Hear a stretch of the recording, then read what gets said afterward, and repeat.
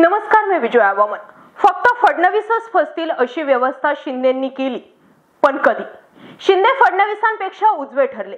मराठा आरक्षण म्हणा किंवा मग लोकसभा निवडणूक, मुख्यमंत्रीपद घेणं असो किंवा थेट शहांच्या मर्जीतील नेता होणं, आज महायुतीतच राहून शिंदे उजवे तर फडणवीस मागे पडत चाललेत.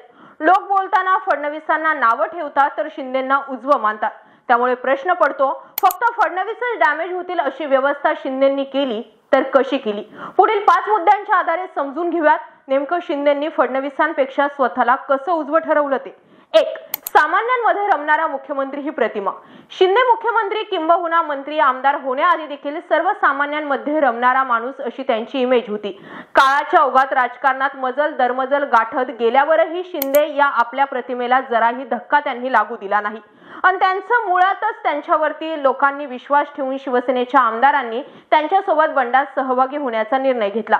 दुसरीकडे फडणवीस हे थंड रक्तानं राजकारण करण्यासाठी ओळखले जातात. त्यांचा पक्षातील व पक्षातील बाहेरील नेत्यांशी संपर्क असला तरी सर्वसामान्यांमध्ये ते कमीच मिसळतात. त्यामुळे कुठल्याही निवडणुकांमध्ये जनसंपर्काचा विचार केला तर शिंदे उजवे ठरतात. 2. मुख्यमंत्री पदाच्या संधीचं सोनं. तसं म्हटलं तर शिवसेनेत बंड केल्यानंतर एकनाथ शिंदे फार तर उपमुख्यमंत्री होतील अशी एक चर्चा वर्तविण्यात येत होती. परंतु भाजपच्या दिल्लीतील नेत्यांच्या मेहरबानीने त्यांना चक्क राज्याचं मुख्यमंत्रीपद देण्यात आलं. अनपेक्षितपणे आलेली संधी शिंदेंनीही दवडली नाही. त्यांनी गेल्या 2.5 वर्षांपासून स्वतःवर एकही आरोप न होऊ देता मुख्यमंत्रीपदाची धुरा सांभाळली. स्वतःहून चालून आलेल्या एखाद्या संधीचं सोनं कसं करतात हे यातून शिंदेंनी दाखवून दिलं. दुसरीकडे शिंदेंची कामगिरी पाहूनच दिल्लीतील भाजप नेत्यांनीही 2024चा विधानसभा निवडणुकीत शिंदेंच्याच नेतृत्वात लढवली जाईल ही निवडणूक असं सांगितलं. त्यामुळे यातही शिंदे फडणवीसांपेक्षा वरचढ ठरले. मुद्दा नंबर 3. विरोधकांना स्पेस न मिळू देणं. एकनाथ शिंदे मुख्यमंत्री झाल्यावर त्यांच्यासमोर विरोधकांचे मोठे आव्हान होतं. भाजप सारखा पक्ष एकनाथ शिंदेसोबत असला तरी देखील शिंदेंनाच विरोधकांचे सर्वाधिक वारा आपल्या छातीवर झेलावं लागलंय. विरोधी आघाडीत काँग्रेस, शरद पवार गट, उद्धव ठाकरे गट असला तरी एकनाथ शिंदेंनी आपल्या कार्यकाळात विरोधकांना राजकीय स्पेस मिळू दिली नाही. त्याचा फायदा त्यांना मुख्यमंत्री म्हणून काम करण्यात झाला.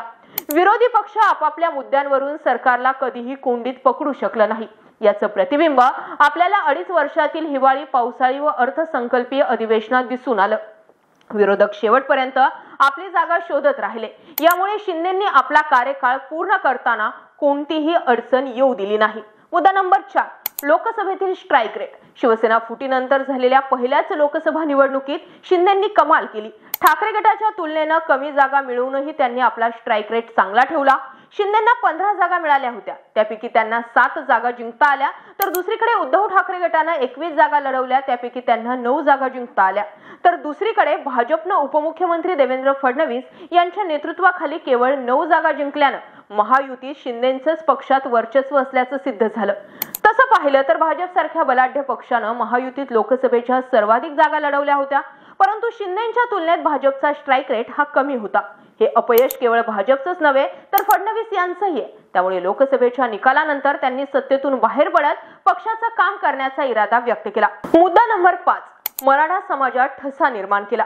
एकीकडे मराठा आंदोलनात उपमुख्यमंत्री देवेंद्र फडणवीस बदनाम होत असताना दुसरीकडे एकनाथ शिंदेंप्रती मराठा आंदोलक व समाजामध्ये विश्वास निर्माण होत होता. मराठा आंदोलनाचे नेते जरांगे पाटील यांच्या वारंवार संपर्कात राहणं, मराठा समाजाला विश्वास देणं हे काम शिंदेंनी चांगल्या पद्धतीने केलं.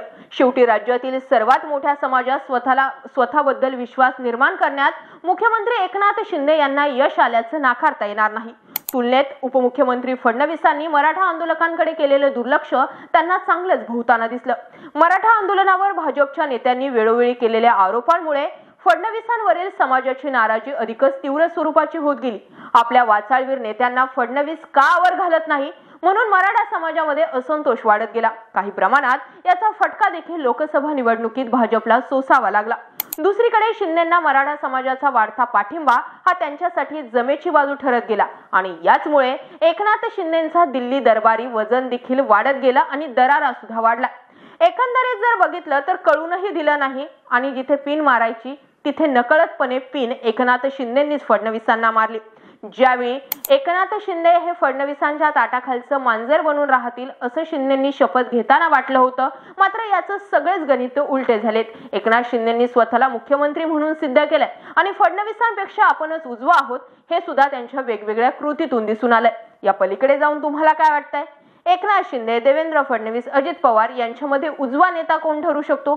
कमेंट करायला विसरू नका. अशाच माहितीपूर्ण व्हिडिओसाठी आपलं चॅनल आवर्जून सबस्क्राईब करा. बाकी जय महाराष्ट्र.